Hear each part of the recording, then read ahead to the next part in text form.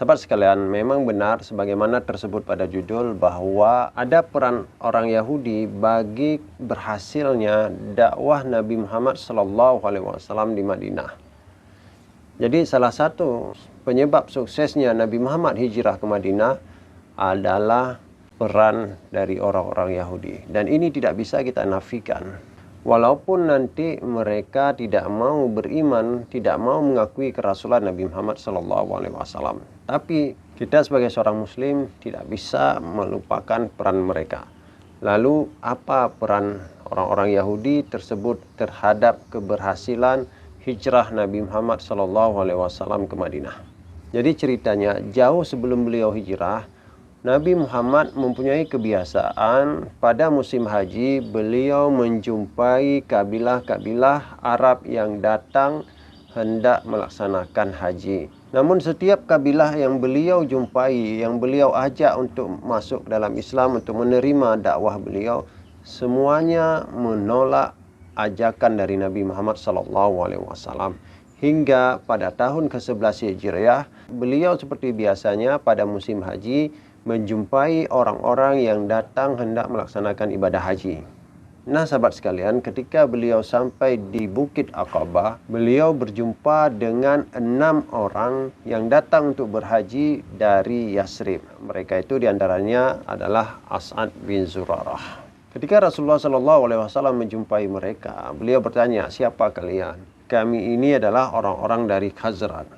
"Apakah kalian orang-orang yang bersahabat dengan orang Yahudi?" kata Nabi Muhammad SAW. Mereka menjawab, "Iya." Lalu beliau SAW mengajak mereka untuk berbicara, mengajak mereka untuk menerima Islam, mengajak mereka untuk mengucap 2 kalimat syahadat. Mereka pun akhirnya menerima dakwah Islam. Nah sahabat sekalian, ke-6 pemuda ini sebelumnya mereka sudah mendengar tentang Nabi terakhir, tentang juru selamat terakhir dari orang-orang Yahudi. Orang Yahudi itu ketika ada permasalahan dengan orang-orang Aus atau orang Khazraj, mereka sering mengatakan, ini adalah masa munculnya Nabi yang terakhir. Kami nanti akan dimenangkan terhadap kalian sebagaimana kami dulu dimenangkan atas kaum Ad dan Iram. Jadi penduduk Madinah itu sebelum berjumpa dengan Nabi Muhammad SAW, mereka sudah terbiasa mendengar akan datang Nabi yang terakhir. Akhirnya mereka pun masuk Islam, dan ketika mereka pulang ke Madinah, mereka mendakwahkan apa yang mereka dengar, sehingga seperti disebutkan oleh Rasulullah SAW bahwa setelah itu tidak ada penduduk Madinah yang tidak mendengar tentang beliau. Setahun berikutnya, yaitu pada tahun 12 daripada kenabian, datang lagi dari Madinah 12 orang. 5 diantaranya adalah orang yang sudah masuk Islam saat musim haji tahun sebelumnya. Nah, peristiwa ini sering disebut dengan Bai'at Aqabah pertama.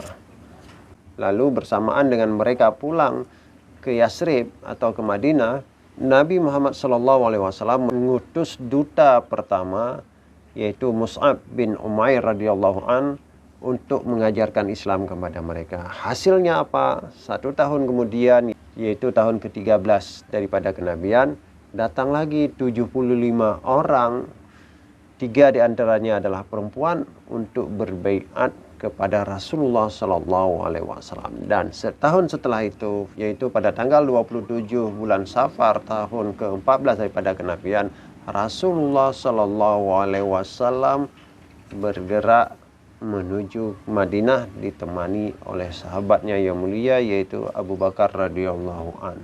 Dan beliau sampai ke Madinah pada tanggal 12 Rabiul Awal tahun pertama Hijriyah atau tahun 14 daripada kenabian.